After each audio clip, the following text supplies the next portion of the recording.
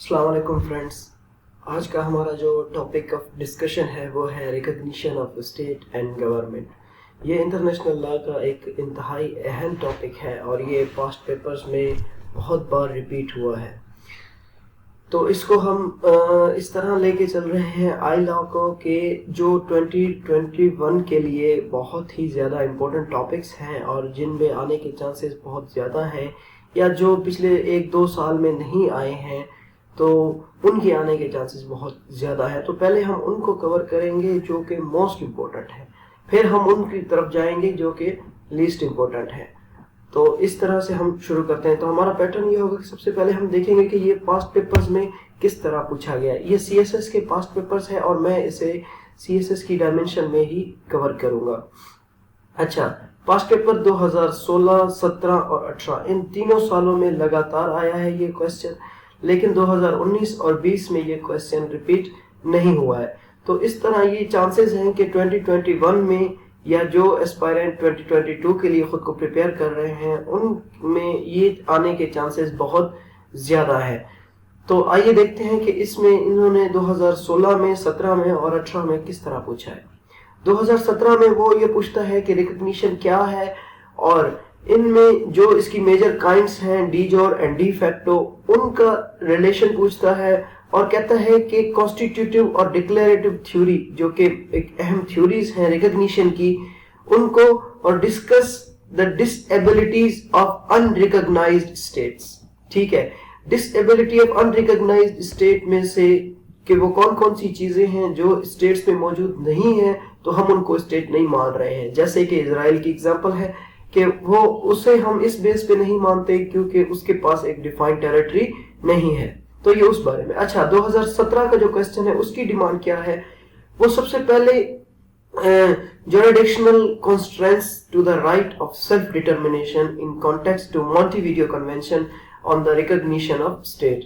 अब Montevideo Convention में ये पूछ रहा है कि जो डिमांड की गई है कि एक स्टेट के पास होनी चाहिए तभी वो एक कंप्लीट स्टेट बनती है, तो ये उनकी डिटेल पूछ रहा है। तो 2018 में जो क्वेश्चन पूछा गया है वो ये है कि according to star the subject of recognition can be present less as a body of clearly defined rules of principles than as a body of fluid, inconsistent and unsystematic state practices। ठीक है, ये भी recognition से related है। तो आज की जो हमारी स्लाइड्स होंगी वो सारी इन क्वेश्चंस को कंप्लीटली डील करेंगी और जो कि इसमें पॉइंट मिसिंग है, जो अब तक क्वेश्चन नहीं पूछा गया, उन पे भी पूछे जाने के क्वेश्चंस हैं, तो मैं उनको कंप्लीटली डील करूंगा। आइए सबसे पहले इसको इंट्रोड्यूस करते हैं। सबसे पहले तो ये है कि इंटरनेशनल लॉ आई लॉ के एक तरीके से गवर्न नहीं होता। इसको इंटरनेशनल लॉ गवर्न नहीं करता। ये एक स्टेट की डिस्क्रिशन पे होता है कि वो उसे कब रिकॉग्नाइज करता है। अच्छा, रिकॉग्निशन ऑफ स्टेट, बेसिकली जो रिकॉग्निशन है इंटरनेशनल लीगल टर्म में, उसका मतलब ये है कि एक्नॉलेजमेंट करना या acceptance by the member of international community that a new state has acquired by international personality। किसी भी स्टेट को इंटरनेशनल पर्सनैलिटी बनने के लिए उसको एक्नॉलेज करना कि हाँ ये वाकई एक इंटरनेशनल पर्सनैलिटी है, या उसको एक्सेप्टेंस देना। इंटरनेशनल कम्युनिटी के बाकी जो मेंबर्स हैं वो अगर उसको एक्सेप्टेंस देते हैं तो इसको रिकॉग्निशन कहते हैं। To be recognised as a new state should possess essential attribute of state. ये एट्रीब्यूट होने चाहिए जिनको हम मजीद डिटेल में अगली स्लाइड में पढ़ेंगे। पॉपुलेशन, टेरिटरी, गवर्नमेंट कैपेसिटी और उसको किसी के साथ ट्रीटी करने की भी कैपेसिटी होनी चाहिए। प्रैक्टिकली बहुत सारे ओकेशन में न्यू स्टेट जो है वो दूसरी स्टेट रिकॉग्नाइज नहीं करती, इसके बावजूद कि उसमें ये सारी चीजें हैं। जैसे कि ताइवान और हांगकांग की मिसाल है, वो अब तक एक स्टेट रिकॉग्नाइज नहीं हुई है उन पे। अच्छा, even the state fulfill essential condition to being a state, while in some cases even if the state does not possess all the attribute to being a state, still it is recognized as a state। और कभी कभी ऐसा भी होता है कि उसमें कोई एट्रीब्यूट्स नहीं होते, मतलब इसमें से चंद एट्रीब्यूट्स मिसिंग होती हैं, लेकिन फिर भी उसको रिकॉग्नाइज किया जाता है। अच्छा, प्रैक्टिकल में रिकॉग्निशन ऑफ स्टेट एक पॉलिटिकल फिनोमेना है। कोई हार्ड एंड फास्ट रूल नहीं दिया गया है कि भाई आपने इसको इस तरह से रिकॉग्नाइजेशन करना है। ये बेसिकली एक स्टेट की डिस्क्रिशन पे होता है। अच्छा, एक स्टेट बनने के लिए essential of recognition for being a state, एक स्टेट बनने के लिए क्या क्या आपको चाहिए? Community of new state must be politically organised, एक पॉलिटिकली ऑर्गेनाइज होनी चाहिए वो जो कम्युनिटी को हम सिलेक्ट रिकॉग्नाइज कर रहे हैं। जिस तरह पाकिस्तान जब बना 1947 में, तो ये एक पॉलिटिकली ऑर्गेनाइज्ड स्टेट थी, एक league of nation, sorry Muslim league या इस तरह की हमारे पास एक पॉलिटिकल सिस्टम था proper. Should be controlled over a defined territory, हमारे पास एक डिफाइनेड टेरिटरी होनी चाहिए। That such community must be independent and it must possess the essential for being a state. वो स्टेट इंडिपेंडेंट होनी चाहिए और उसमें वो सारी इसेंशियल होनी चाहिए जो कि एक स्टेट के लिए जरूरी है। अब देखें, जैसे कि कश्मीर है, वो खुद को स्टेट डिक्लेयर नहीं कर सकती, ठीक है, क्यों? कि वो एक इंडिपेंडेंट कम्युनिटी नहीं है। रिकॉग्निशन एक पॉलिटिकल मैटर है, इसीलिए even if it does not have all, अच्छा पॉलिटिकली में ये होता है ना कि जब आप एक चीज पॉलिटिकल है तो फिर उसमें कंडीशंस कम, आपकी जो ना विल ज्यादा होती है फिर उसमें, तो it does not have all attribute to being a state that is called premature recognition, जो मतलब कि एक ऐसी स्टेट जिसने अभी तक वो क्राइटेरिया फुल नहीं किया है लेकिन फिर भी उसको एक स्टेट का दर्जा मिला है, तो उसको प्रीमैच्योर रिकॉग्निशन कहते हैं। जबकि अगर वो सारी चीजें पोजेस करता है जो कि स्टेट है लेकिन फिर भी अगर उसको रिकॉग्नाइज नहीं किया गया है तो वो एक स्टेट नहीं है। जैसे कि ताइवान और हांगकांग, इनके पास वो सारी क्वालिटीज हैं कि ये खुद को एक स्टेट डिक्लेयर करें। अनफॉर्चुनेटली ये दोनों अब तक एक स्टेट का दर्जा हासिल नहीं कर रहे हैं। अच्छा, जो स्टेट का क्राइटेरिया सेट किया गया है वो मॉन्टेविडियो कन्वेंशन ऑन स्टेटहुड ऑफ 1933, ये पास्ट पेपर में भी पूछा गया है कि वो कौन से क्राइटेरिया है। अच्छा, जो मॉन्टेविडियो कन्वेंशन है 1933 का, वो क्या करता है, सेवरल रिक्वायरमेंट देता है एक स्टेट के लिए, ठीक है। उसमें से सबसे पहले नंबर पे आपके पास एक परमानेंट पॉपुलेशन होनी चाहिए, डिफाइंड टेरिटरी होनी चाहिए, गवर्नमेंट होनी चाहिए और आपके पास वो कैपेसिटी हो कि आप किसी भी स्टेट के साथ रिलेशन कर सके। ये रिक्वायरमेंट अगर कोई भी स्टेट फुलफिल करता है अकॉर्डिंग टू द मॉन्टेविडियो कन्वेंशन, तो वो एक स्टेट बनने की सलाहियत रखती है। अच्छा, अब इसमें से क्वेश्चन ये है कि अब उसका असर क्या होता है, मतलब क्या फायदा है, क्या इफेक्ट है उसका, कि अगर आप एक रिकॉग्निशन आपको मिल जाएगी तो आपको क्या असर होगा उसका, मतलब एक स्टेट को उसका क्या असर होगा। सबसे पहले recognition enables the state, recognition अगर आपको मिल जाती है तो आपके पास ये राइट्स आ जाते हैं, जैसे to sue in the courts of recognising states. अगर फॉर एग्जांपल कोई स्टेट आपको रिकॉग्नाइज कर रही है तो आप उसकी अदालत में जाकर के ये केस कर सकते हैं कि इसने मेरे खिलाफ कोई काम किया है। उसके अलावा दूसरे नंबर पे आप पर क्या इफेक्ट होगा, to get sovereign immunity for itself from recognising state. कोई स्टेट अगर आपको रिकॉग्नाइज करती है तो वो आपकी जुरिस्डिक्शन में इंटर नहीं हो सकती, क्योंकि आपको सोवेरियन इम्यूनिटी हासिल है और वो आपके अफेयर्स में भी इंटरफेयर नहीं करेगी। दूसरा आप पर ये इफेक्ट होगा, एक स्टेट पर ये इफेक्ट होगा। तीसरा इफेक्ट ये होता है कि to enter into diplomatic and treaty relationship with recognising state. आप डिप्लोमेटिक रिलेशन में आ जाते हैं, कोई भी स्टेट अगर आपको रिकॉग्नाइज करती है तो आप वहां पे अपनी एम्बेसी बना सकते हैं, अपने डेलीगेट्स भेज सकते हैं, उनकी एम्बेसी आप अपने मुल्क में बना सकते हैं। And treaty relationship with recognise state, और आप जिस स्टेट ने आपको रिकॉग्नाइज किया है अब आप उसके साथ ट्रीटी भी कर सकते हैं। अगर चौथे इफेक्ट की बात करें तो वो है to get retroactive effect for its past legislative and executive acts from recognized state। retroactive मतलब आपने पास्ट में कोई भी ऐसा डिसीजन लिया तो वो आपका एक्सेप्ट कर लिया जाता है। फॉर एग्जांपल 1920 में अगर कोई स्टेट बनती है और उसे 1980s में रिकॉग्नाइज किया जाता है, उन 60 सालों में उसने कोई भी एक्ट किया है तो वो रिकॉग्नाइज हो जाएंगे। जैसे कि चाइना को अमेरिका ने 1972 में रिकॉग्नाइज किया, लेकिन वो बंदा 1949 में था। तो उसमें उसने जिसने प्रीवियस एक्ट किए हैं वो सारे ऑटोमेटिकली आपके रिकॉग्निशन के थ्रू आपको जो है मिल जाते हैं, मतलब वो एक्सेप्ट कर लिए जाते हैं बाय द लॉ। पांचवा आप पर इफेक्ट ये होता है to be entitled to the succession and position of property situated in recognising state.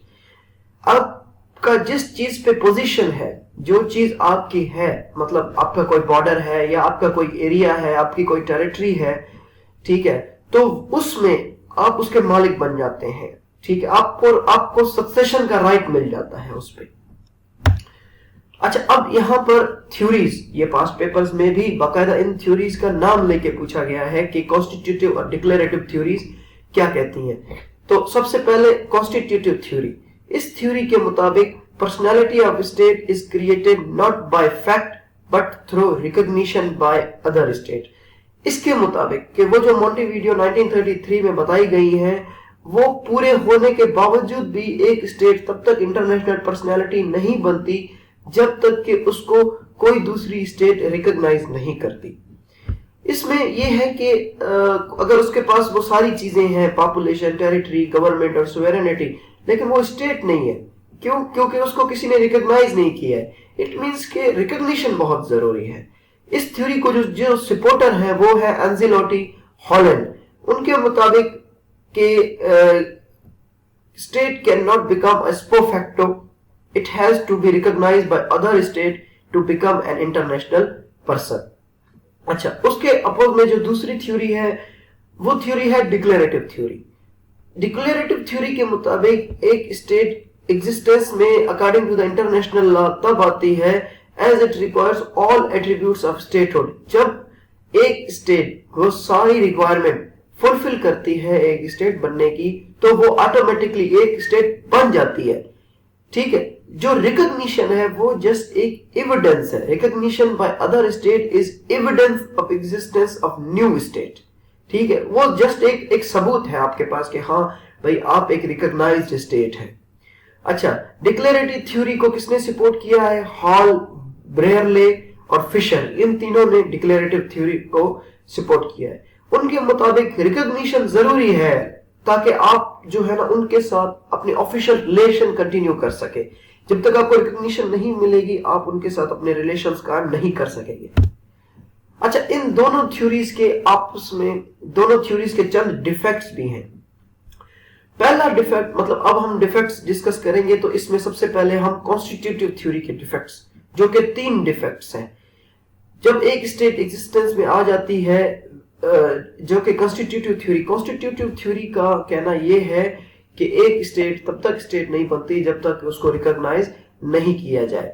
अच्छा, इसमें यह मसला है सबसे पहला कि जो इट इज नॉट नेसेसरी, अच्छा, when a state comes into existence with all the attributes of statehood, it is not necessary that its existence will be recognized by other state at same time. अच्छा, इसमें सबसे पहला मसला ये है कि जरूरी नहीं है कि अगर एक स्टेट एक टाइम में बनती है तो वो उसी टाइम में रिकॉग्नाइज कर ली जाए। तो क्या अगर वो रिकॉग्नाइज नहीं हुई तो क्या वो एक स्टेट नहीं है? ये सबसे बड़ा पहला डिफेक्ट है उसमें। क्योंकि चाइना को जब यूएसए ने 1979 में रिकॉग्नाइज किया, इट डजंट मीन कि वो 1979 में जो है वो रिकॉग्नाइज हुई, वो एक स्टेट बनी। वो स्टेट 1949 में ही बन चुकी थी। अच्छा, दूसरा इसमें डिफेक्ट ये है कि रिकॉग्निशन एक पॉलिटिकल एक्ट है। ठीक है, इसका मतलब ये है कि एक स्टेट की जो किस्मत है, यानी कि वो एक स्टेट का स्टेट बनना उस वक्त होगा जब वो रिकॉग्नाइज कर ली जाएगी। ठीक है, तो ये मतलब कि इसमें एक फ्लॉ है। अच्छा, रिकॉग्निशन एक रेट्रोस्पेक्ट इफेक्ट रखता है। जब कोई एक न्यू स्टेट, रेट्रोस्पेक्टिव इफेक्ट कैसे? अब देखें, किसी भी स्टेट के साथ आपके पास्ट में रिलेशन कैसे थे उस कम्युनिटी के, तो वो मैटर करता है। जैसे कि बांग्लादेश बना 71 में, लेकिन हमने उसे ओआईसी की मीटिंग में बाद में रिकॉग्नाइज किया। ठीक है, क्यों? क्योंकि हमारा एक रिट्रोस्पेक्टिव, हमारा एक पास्ट का इफेक्ट था उसके साथ, एक पास्ट राइवलरी थी, या आप इसे डिस्प्यूट कह लें, जो भी था, तो उस बेस पे हमने उसे एक्सेप्ट नहीं किया था। हालांकि जो इंडिया है उसने इंडिया को 6 दिसंबर पे ही रिकॉग्नाइज कर लिया था मीडिया पे आकर के। अच्छा, अब ये हमने डिफेक्ट कॉन्स्टिट्यूटिव थ्योरी के डिस्कस किए। अब डिक्लेरेटिव थ्योरी का इफेक्ट भी एक डिफेक्ट है। ये थ्योरी ये कहती है कि this theory is appears to be better than the constitutive theory, still it has a defect in the sense that a state come into existence having all the attributes of being a state. For making a relation with other state, it must be recognized by other state. इसमें यह है कि आपको किसी state के साथ relation चलाने के लिए या रिलेशन कायम करने के लिए आपकी रिकॉग्निशन उस स्टेट से बहुत जरूरी है। ठीक है, तो इसलिए भी ये इसका एक बहुत बड़ा डिफेक्ट है कि आपको अगर उसके साथ रिलेशन करने हैं तो आपको उसके साथ रेट्रोस्पेक्टिव इफेक्ट करने पड़ेंगे।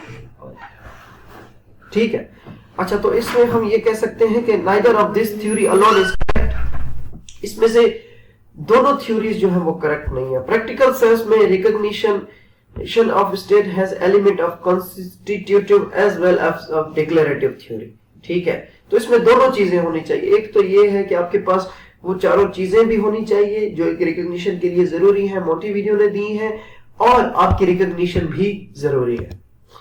अब हम बात करेंगे form of recognition. Form of recognition में एक्सप्रेस रिकॉग्निशन, इम्प्लाइड रिकॉग्निशन। जैसे कि वर्ड कहता है कि एक्सप्रेस रिकॉग्निशन, किसी चीज को की रिकॉग्निशन आप एक्सप्रेस करके दें। फॉर एग्जांपल, एक एग्जिस्टिंग स्टेट रिकॉग्नाइज करती है न्यू स्टेट को by notification is considered as express recognition, कि आप किसी को नोटिफिकेशन भेज देते हैं या आप किसी को पब्लिकल में स्टेटमेंट दे देते हैं पब्लिकली, या आप कोई डिप्लोमेटिक नोट उसे भेजते हैं या कोई पर्सनल मैसेज भेज के आप उसे रिकॉग्नाइज करते हैं। ठीक है, जैसे या फिर आप प्रेस में आकर के भी उसके बारे में कोई स्टेटमेंट देते हैं कि वो एक स्टेट है और आप उसे रिकॉग्नाइज करते हैं, तो ये एक एक्सप्रेस रिकॉग्निशन है। एक्सप्रेस रिकॉग्निशन की सबसे अच्छी एग्जांपल अगर हमारे पास है तो वो ये है कि बांग्लादेश को इंडिया ने 6 दिसंबर में को रिकॉग्नाइज किया था एक्सप्रेस रिकॉग्निशन दे करके। ठीक है, इम्प्लाइड रिकॉग्निशन, जब कोई when the existing state do not make any formal declaration, यानी कि वो कोई फॉर्मल डिक्लेयर नहीं करती है कि हाँ हम इसे एक स्टेट मानते हैं, या कोई वो इंटेंशन शो नहीं करती, लेकिन वो कोई ऐसे एक्ट करती है जो कि इस चीज को जाहिर करते हैं कि वो उसने उसे एक्सेप्ट कर लिया है। The indication by the state में भी यूनिलेटरली, मतलब यूनिलेटरली भी आप कर सकते हैं उसके साथ, और कलेक्टिवली भी हो सकता है। कैसे? यूनिलेटरली एक्ट में आप इस तरह करते हैं कि आपने उसके साथ कोई बायलैटरल ट्रीटी कर ली, या यूनिलेटरली कोई डिप्लोमेटिक रिलेशन कर दिया, या आपने कोई यूनिलेटरली उसमें रिप्रेजेंटेटिव्स आपने अपने भेज दिए किसी सेरेमनी या किसी फंक्शन वगैरह को अटेंड करने के लिए। जबकि कलेक्टिव एक्ट में ये है कि जो अनरिकॉग्नाइज्ड स्टेट है, यानी कि अब तक ऐसी स्टेट जिसे आपने रिकॉग्नाइज नहीं किया, या जिसने या उस स्टेट ने आपको अभी तक रिकॉग्नाइज नहीं किया, तो कलेक्टिव एक्ट ये होता है कि आप किसी मल्टीलैटरल कॉन्फ्रेंस में या ऐसी मल्टीलैटरल ट्रीटी में शामिल होते हैं जिसमें वो स्टेट भी शामिल है, तो ये एक सिंबल चला जाता है, ये एक इंडिकेशन है कि आपने उसे रिकॉग्नाइज कर लिया है। ये एक इम्प्लाइड रिकॉग्निशन है। अच्छा, फॉर्म ऑफ रिकॉग्निशन के बाद काइंड ऑफ रिकॉग्निशन। देखिए पास्ट पेपर्स में ये डी जोर और डी फैक्टो जो है वो वाज़ेह तौर पे पूछे गए हैं। Kind of recognition is very important for exam point of view. दो तरह की काइंड होती है और इसमें एमसीक्यूज भी इंटरनेशनल लॉ के पेपर्स में बहुत बार पूछे जाते हैं, डी फैक्टो और डी जोर। इसमें जो मेन इंपॉर्टेंट जो यानी कि जो हम पॉइंट है वो ये है, जो एमसीक्यूज पर्सपेक्टिव में भी ये दो एस्पेक्ट पूछे जाते हैं, वो ये कि डी फैक्टो रिकॉग्निशन एक टेम्परेरी रिकॉग्निशन है और डी जोर रिकॉग्निशन ये एक परमानेंट रिकॉग्निशन है। तो इसमें पूछा जाता है कि क्या इनमें से जो डी फैक्टो है वो परमानेंट है या टेम्परेरी है, तो इस तरह के एमसीक्यूज इसमें से आते हैं। तो ये पॉइंट आप इसमें माइंड में रखें कि डी फैक्टो एक टेम्परेरी रिकॉग्निशन है और डी जोर एक परमानेंट रिकॉग्निशन है। अब हम डी फैक्टो रिकॉग्निशन को देखते हैं। डी फैक्टो का मतलब है a state of affairs that is true in fact but not officially permitted, कि ऑफिशियली तो मतलब ये एक फैक्ट है लेकिन ऑफिशियली परमिट नहीं दिया गया। डी फैक्टो रिकॉग्निशन एक टेम्परेरी है जो कि स्टेट स्टैब्लिश करती है। D facto recognition in government de facto state is suspicious about their stability. De facto तब होती है जब आप किसी की स्टेबिलिटी के बारे में सस्पिशियस होते हैं, ठीक है। जैसे कि हमने तालिबान को 1996 में अफगानिस्तान में डी फैक्टो रिकॉग्निशन दी थी, क्योंकि हम उसके बारे में सस्पिशियस थे। बाद में 2001 में जब 9/11 हुआ तो हमने वो उसकी जो रिकॉग्निशन थी वो हमने वापस ले ली। क्यों? क्योंकि डी फैक्टो एक टेम्परेरी रिकॉग्निशन है। डी फैक्टो रिकॉग्निशन रिगार्ड की जाती है प्रिलिमिनरी स्टेप टुवर्ड डी जोर रिकॉग्निशन, यानी कि ये पहला स्टेप है डी जोर की तरफ। डी जोर रिकॉग्निशन आपको तब मिलती है जब आपको पहले डी फैक्टो दी जाए, ठीक है। Soviet Union recognised by Great Britain de facto, तो 1921 में सोवियत यूनियन को डी फैक्टो रिकॉग्निशन दी थी ब्रिटेन ने, और 1924 में फिर उसे जो है डी जोर रिकॉग्निशन दी गई। Even when an entity applied to become a state, UN grant first de facto recognition. Generally, this is not any hard and fast rule. अच्छा, अगर आप UN में अपने आप को रिकॉग्नाइज कराना चाहते हैं, जैसा कि अभी 193 स्टेट रिकॉग्नाइज्ड है UNO की तरफ से, तो अगर आप किसी को कोई स्टेट अप्लाई करती है UNO में कि उसे रिकॉग्नाइज किया जाए, तो वो सबसे पहले उसे डी फैक्टो रिकॉग्निशन देती है। जब वो डी फैक्टो रिकॉग्निशन दे देती है तो फिर उसके बाद वो डी जोर रिकॉग्निशन देता है, ठीक है। लेकिन ये जरूरी नहीं है कि उसे पहले डी फैक्टो ही मिले UNO की तरफ से, फिर उसे डी जोर रिकॉग्निशन मिले। अच्छा, डी जोर रिकॉग्निशन, डी जोर का मतलब है अकॉर्डिंग टू लॉ, ठीक है। इसका मतलब है कि लॉफुल रिकॉग्निशन। डी जोर एक परमानेंट रिकॉग्निशन है। अगर आपको एक बार ये रिकॉग्निशन मिल गई तो आपकी ये रिकॉग्निशन खत्म नहीं हो सकती। टेम्पररी अगर आप पर कोई इंटरवेंशन करता है तो उस इंटरवेंशन के बावजूद भी आपकी जो रिकॉग्निशन है वो खत्म नहीं होती, ठीक है। अगर किसी को यूएन का मेंबर बनना होता है तो वो यूएन उसे सबसे पहले, यूएन जब उसे डी जोर रिकॉग्निशन देती है तो वो यूएन का परमानेंट मेंबर बन जाता है। जब भी कोई एक स्टेट पीसफुली एग्जिस्टेंस में आती है, कॉन्स्टिट्यूशनली डी जोर रिकॉग्निशन उस स्टेट को डायरेक्टली दिया जाता है। अगर आप मतलब फोर्स के जरिए या एग्रेसिव, या आप कोई बेलिजरेंट स्टेट नहीं है, या आप इंसर्जेंसी के थ्रू आपकी कोई स्टेट नहीं बनी है, तो आपको जो है वो डायरेक्ट ही डी जोर रिकॉग्निशन दी जाएगी। अदरवाइज अगर आपका कोई इशू है आप पर अभी तक को किसी की पोजीशन का केस है, तो आपको उस वक्त तक डी फैक्टो रिकॉग्निशन दी जाएगी, ठीक है। Article 6 of the Montevideo Convention of 1993 declared that de jure recognition is unconditional and irrevocable, ठीक है। आर्टिकल 6 जो मोंटेविडियो कन्वेंशन 1993 में जिसमें रिकॉग्निशन के सारे रूल्स बताए गए हैं, उसके आर्टिकल 6 में ये कहा गया है कि ये जो डी जोर रिकॉग्निशन है ये अनकंडीशनल है और इररिवोकेबल है।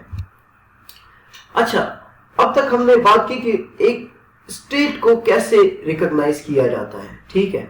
अब हम रिकॉग्निशन ऑफ गवर्नमेंट देखिए। Recognition of state and government ये दोनों कभी कभी अलग भी पूछे जाते हैं, कभी कभी साथ भी पूछे जा सकते हैं, लेकिन जो हमारा सिलेबस है उसमें गवर्नमेंट को अलग से मेंशन किया गया है कि आपने स्टेट की भी रिकॉग्निशन बतानी है और गवर्नमेंट की रिकॉग्निशन भी बतानी है। लेकिन गवर्नमेंट आने के दो तरीके होते हैं, एक आप पीसफुल तरीके से आते हैं, या फिर आप किसी रेवोल्यूशन के जरिए आते हैं, या आप किसी रिवोल्ट के जरिए वजूद में आते हैं। अगर नॉर्मल कोर्स के तहत आप आए हैं, ठीक है, तो आपको जो है वो रिकॉग्नाइज कर लिया जाएगा, ठीक है। लेकिन अगर आप किसी रिवोल्ट के जरिए आए हैं जिसमें टर्म कॉप डी8 यूज होती है, कॉप डी8, ठीक है, यानी कि रिवोल्ट के जरिए, रेवोल्यूशन के जरिए, कैसे आपको इंसर्जेंट फोर्सेस हैं, आपके पास बेलिजरेंट फोर्सेस हैं, या आपकी कोई न्यू रिजीम बनी है, ठीक है। तो इंसर्जेंट, बेलिजरेंट, इनको हम मजीद भी डिटेल में पढ़ेंगे। अगर न्यू रिजीम कोई पीसफुल तरीके से बन रही है तो आप उसे रिकॉग्नाइज कर लेंगे, ठीक है। अच्छा, इंसर्जेंट का मतलब ये होता है कि रिबेलियंस के जरिए, ठीक है। बेलिजरेंट थोड़ा इंसर्जेंट से बढ़ के है, रिबेलियस से बढ़ के है, यानी जो एग्रेसर होते हैं। ठीक है। अच्छा, अब अगर किसी को इंसर्जेंट फोर्सेस को रिकॉग्नाइज करना है तो उसकी कंडीशन क्या है? ठीक है। इंसर्जेंट, जैसे कि तालिबान को भी किसी हद तक इंसर्जेंट्स कहा जाता है या इंसर्जेंसी का इशू ऐसे बहुत से ममालिक में भी आजकल पाया जाता है। ठीक है। तो अगर उसमें हम देखें कि कंडीशन क्या है किसी भी इंसर्जेंट को करने की, तो पहली कंडीशन है कि उसकी एक कंसिडरेबल टेरिटरी हो, उस पे आपका कंट्रोल हो। किसी इंसर्जेंट ग्रुप का अगर एक कंसिडरेबल टेरिटरी है और उस पे उसका कंट्रोल है, तब आप उसे रिकॉग्निशन देंगे। दूसरी कंडीशन किसी भी इंसर्जेंट स्टेट को रिकॉग्नाइज करने की ये है कि उसे एक अच्छी खासी जो है ना पॉपुलेशन का सपोर्ट हो। तीसरे नंबर पे capacity and will to carry international obligation. ये एक इंपॉर्टेंट पॉइंट है इसमें कि वो जो इंसर्जेंट आप रिकॉग्नाइज कर रहे हैं, इंसर्जेंट ग्रुप, ऐसा ना हो कि वो किसी चीज के किसी के खिलाफ जो है ना वो उस अपनी पावर को यूज करे, अपनी इस रिकॉग्निशन को यूज करे, उसमें इंटरनेशनल ऑब्लिगेशन फॉलो करने की विल हो। और दूसरा, अगर कोई ऐसा international law, suppose humanitarian law है, तो उसके पास वो कैपेसिटी भी हो कि वो उस लॉ को अपने पास इंप्लीमेंट करा सके। अच्छा, अगर आप इंसर्जेंट को रिकॉग्निशन दे देते हैं, ठीक है, तो इसका इंसर्जेंट्स को क्या फायदा होगा, यानी इंसर्जेंट पे इसके क्या असरात पड़ेंगे? एक पहला असर उस पे ये पड़ेगा कि insurgents not treated as pirates. ठीक है। अब देखें, पायरेट्स क्या है? वो इंटरनेशनल क्राइम है, इंटरनेशनली रिकॉग्नाइज्ड क्राइम है। पायरेसी जहां कहीं हो, सेम ट्रीटमेंट है, सेम क्राइम है, उस पर कोई भी मतलब दो राय नहीं है। ठीक है। आप उसे पायरेट्स की तरह ट्रीट नहीं करेंगे, पूरी दुनिया उसे टेररिज्म नहीं मानेगी, टेररिस्ट नहीं मानेगी। Rebel not treated as public enemy. वो जो इंसर्जेंट्स हैं उनको पब्लिक एनिमी नहीं माना जाएगा। तीसरा उस पर इफेक्ट ये होता है कि international war rules become applicable to them, कि अब जो भी इंटरनेशनल लॉ वॉर के हैं वो अब एक इंसर्जेंट ग्रुप फॉलो करेगा।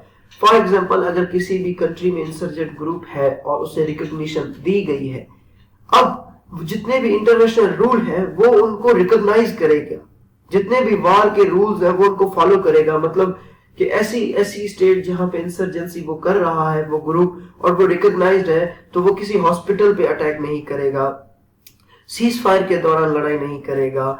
ठीक है। और ह्यूमन राइट्स की वायलेशन नहीं करेगा, प्रिजनर ऑफ वॉर्स को वो उसी तरह ट्रीट करेगा जिस तरह इंटरनेशनल ह्यूमैनिटेरियन लॉ कहता है। ठीक है। तो वो सारे रूल उस इंसर्जेंट ग्रुप पे एप्लीकेबल हो जाते हैं। अच्छा, रिकॉग्निशन ऑफ बेलिजरेंसी। देखिए, बेलिजरेंसी और इंसर्जेंट्स अलग है। बेलिजरेंसी मैंने आपको बताया कि बेलिजरेंसी का ताल्लुक रिबेलियस ग्रुप से है, ये एग्रेसर ग्रुप है। सबसे पहले हम बेलिजरेंसी की बात करते हैं। बेलिजरेंसी एक टर्म है, इंटरनेशनल लॉ में ये यूज की जाती है to indicate the status of two और मोर एंटिटीज। ठीक है, दो या उससे ज्यादा एंटिटीज। ठीक है, मतलब इंसर्जेंट तो एक ही ग्रुप था, लेकिन यहां पर दो या दो से ज्यादा एंटिटीज जो कि सोवेरियन स्टेट्स होती हैं, सोवेरियन स्टेट्स होती हैं लेकिन एक वार में शामिल होती है। ठीक है।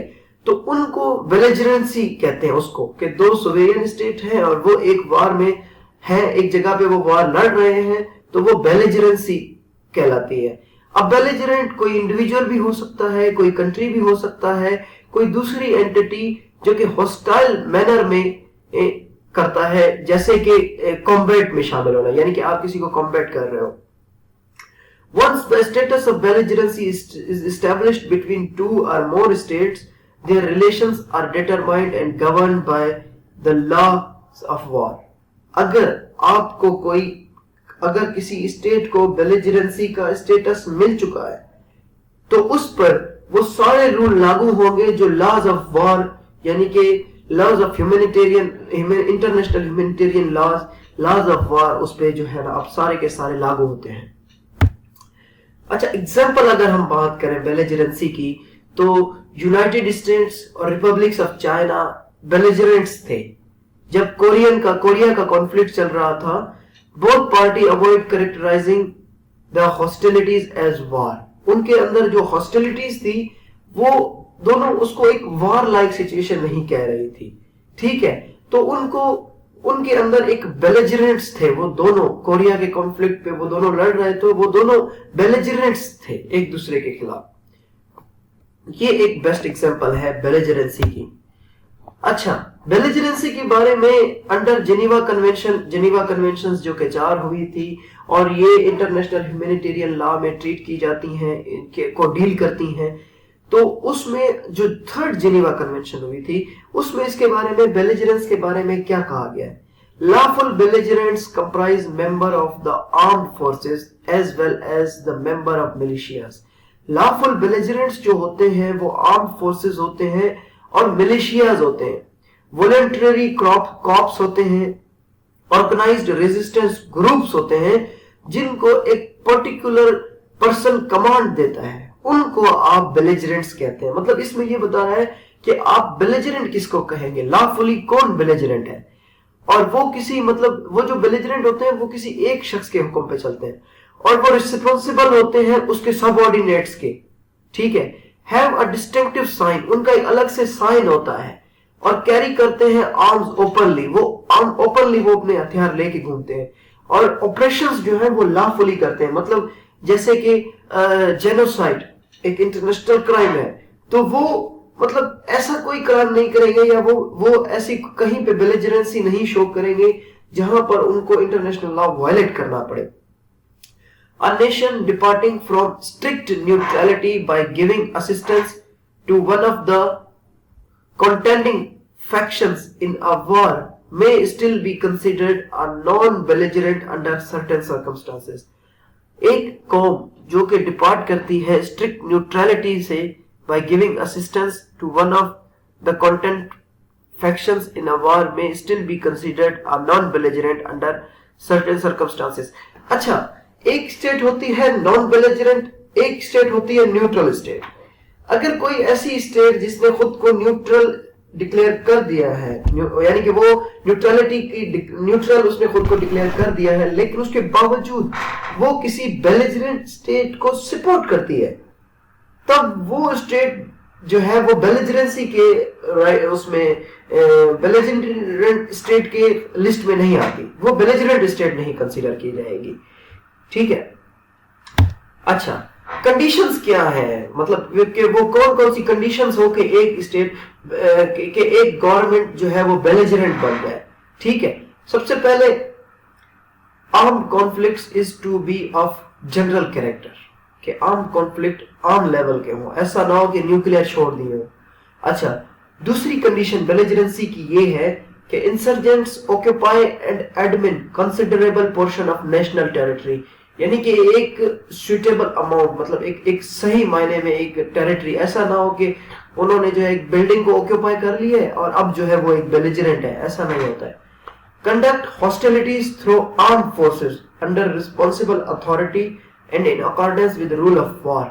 हॉस्टिलिटीज वो आर्म्ड फोर्सेस के तहत करते हो, ऐसा नहीं हो कि सबने हथियार उठाए हो और हर कोई अपने हिसाब से मार रहा है, नहीं, एक आर्म्ड फोर्स हो उसकी अपनी, ठीक है, और एक रिस्पॉन्सिबल अथॉरिटी हो और वो अथॉरिटी रूल ऑफ वॉर यानी कि इंटरनेशनल ह्यूमैनिटेरियन लॉ के तहत वो डील करते हो वो और उस हिसाब से लड़ते हो।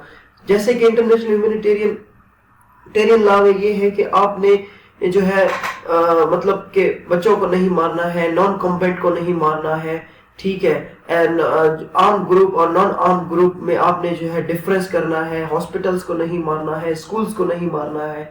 अगर वो इस तरह से हॉस्टिलिटीज कंडक्ट करते हैं तभी वो बेलिजरेंसी में आते हैं। अच्छा, चौथी जो कंडीशन है वो ये है कि hostilities of such magnitude that foreign state may find it too necessary to defend their relation, ठीक है, हॉस्टिलिटी इस कदर की हो, इतना उसका मैग्नीट्यूड हो कि फॉरेन स्टेट जो दूसरी स्टेट है वो एक जरूरी समझते हो कि इसको डील किया जाए, ठीक है। फॉर एग्जांपल, अगर पाकिस्तान ने किसी स्टेट के साथ कोई एग्रीमेंट वगैरह करना है या किसी डेवलप्ड स्टेट ने कोई बिजनेस वगैरह करना है, तो ये जरूरी है कि वहां पर उसका मैग्नीट्यूड मेंटेन किया जाए, ठीक है, उसका इतना मैग्नीट्यूड हो, hostility of such magnitude that foreign state may find it necessary to defend their relation, कि उनका रिलेशन डिफेंड करना भी जरूरी हो। ठीक है। अच्छा, इफेक्ट्स फॉर बेलिजरेंसी, बेलिजरेंसी के इफेक्ट्स क्या होंगे, असरात क्या होंगे उन पे। सबसे पहला है international rule of hostilities applied. ठीक है, इंटरनेशनल रूल्स अप्लाई किए जाएंगे। अगर आप बेलिजरेंसी, किसी को बेलिजरेंट आप बना देते हैं, तो जितने भी इंटरनेशनल लॉ होंगे वो उस पर अप्लाई हो सकेंगे। कॉन्फ्लिक्ट इंटरनेशनलाइज्ड, अब वो जो कॉन्फ्लिक्ट है आप उसे इंटरनेशनलाइज कर सकते हैं इसके जरिए, अगर आपने किसी को बेलिजरेंसी का स्टेटस दे दिया है तो। Relations between belligerent and other countries governed bye international law, अब वो कंट्री जिसमें बेलिजरेंट है, अब उन बेलिजरेंट्स और उस कंट्री का जो रिलेशन है वो इंटरनेशनल लॉ के तहत डील होगा। अदरवाइज उसे मिलिट्रीज डील करती, अब उसे इंटरनेशनल लॉ डील करेगा। अच्छा, डॉक्ट्राइन्स क्या है रिकॉग्निशन के, अब हम देखेंगे कि कौन कौन से डॉक्ट्राइन्स हैं। देखें, ये जो डॉक्ट्राइन है ये बेसिकली गवर्नमेंट को रिकॉग्निशन के डॉक्ट्राइन्स हैं। ठीक है, कि किसी भी गवर्नमेंट को आपने कैसे रिकॉग्नाइज करना है। ठीक है। अच्छा, सबसे पहला है टॉबर डॉक्ट्राइन। टॉबर डॉक्ट्राइन में यह है कि कोई भी ऐसी गवर्नमेंट जो अनकॉन्स्टिट्यूशनल गवर्नमेंट्स हो, आपने उसे रिकॉग्नाइज नहीं करना है। ठीक है, उसमें ये जो टोबर डॉक्ट्राइन है ये एक नाम से लिया गया है, कार्लोस टोबर एक फॉरेन रिलेशन मिनिस्टर था इक्वेडोर का एक था फॉरेन मिनिस्टर रिलेशन था, फॉरेन रिलेशंस मिनिस्टर था इक्वेडोर का, उसका नाम था कार्लोस टोबर। ठीक है। The doctrine states that recognition of government should only be granted if its administration came to power by legitimate democratic means. अगर कोई गवर्नमेंट डेमोक्रेटिक तरीके से आई है तो आप उसे रिकॉग्नाइज करेंगे, अदरवाइज अगर वो अनकॉन्स्टिट्यूशनल तरीके से आई है तो आप उसे रिकॉग्नाइज नहीं करेंगे। दूसरा है Estrada doctrine, recognize existence of government not legitimacy. अब इस्ट्रेडो डॉक्ट्राइन जो है ये एक Mexico secretary of foreign affairs था जिनारो एस्ट्रेडा।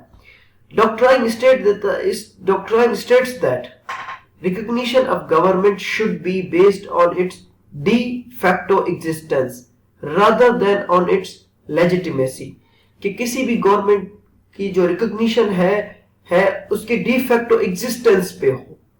ठीक है, rather than its legitimacy. This policy based on the principle of non-intervention and self-determination. ये जो पॉलिसी है इसकी जो बेसिस है वो ये है कि आपने नॉन इंटरवेंशन की बेस पे आपने रिकॉग्निशन देनी है, सेल्फ डिटर्मिनेशन तमाम कौमों का जो है वो होना चाहिए। does not allow the state assess the legitimacy of government of other। अच्छा, अगला है बिटनकोर्ट डॉक्ट्राइन। बिटनकोर्ट डॉक्ट्राइन क्या कहता है? No recognition for military rules, कोई भी ऐसा जो मिलिट्री रूल के तहत आया हो आपने उसे रिकॉग्नाइज नहीं करना है। अच्छा, स्टिम्सन डॉक्ट्राइन। स्टिम्सन डॉक्ट्राइन एक अमेरिकन सेक्रेटरी ऑफ स्टेट था स्टिम्सन। ठीक है, ये डॉक्ट्राइन कहता है कि not to recognise international territorial changes brought about by aggression, कि कोई भी ऐसी चेंज जो एग्रेशन के तहत आया हो आपने उसे रिकॉग्नाइज नहीं करना है, उस गवर्नमेंट को रिकॉग्निशन नहीं मिलेगी।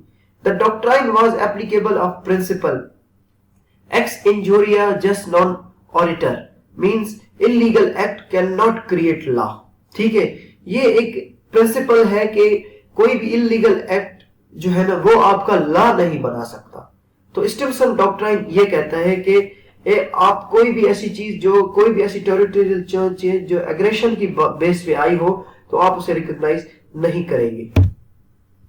अच्छा, अब इसमें हमारे पास जो टॉपिक है वो है, लास्ट स्लाइड है, इसमें ये है कि एक स्टेट जो है वो विथड्रॉ भी कर सकती है diplomatic recognition of an other state और simply refuse to deal with that other country requiring the other country to do the same.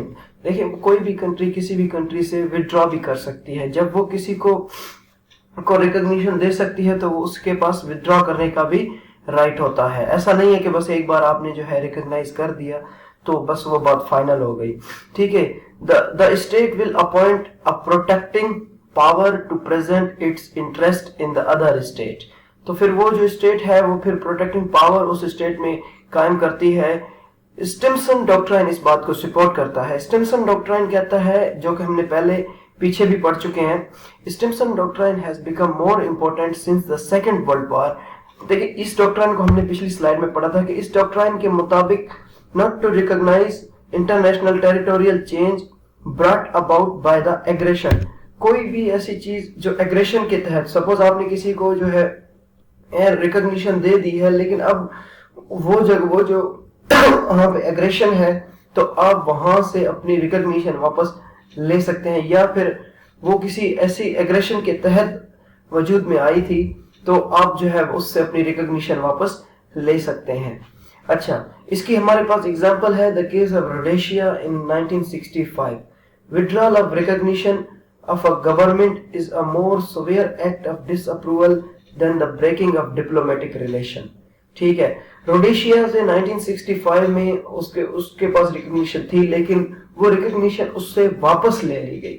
ठीक है, और उसके साथ सारे डिप्लोमेटिक रिलेशंस खत्म कर दिए गए, जो कि अब हमारे पास रोडेशिया की जगह पर जो आज हमारे पास रिपब्लिक ऑफ जिम्बाब्वे के नाम से मशहूर है। तो इसी के साथ हम अपना आज का लेक्चर जो है वो खत्म करते हैं। आई होप कि आपको जो है बहुत कुछ सीखने को मिला हो। Thank you.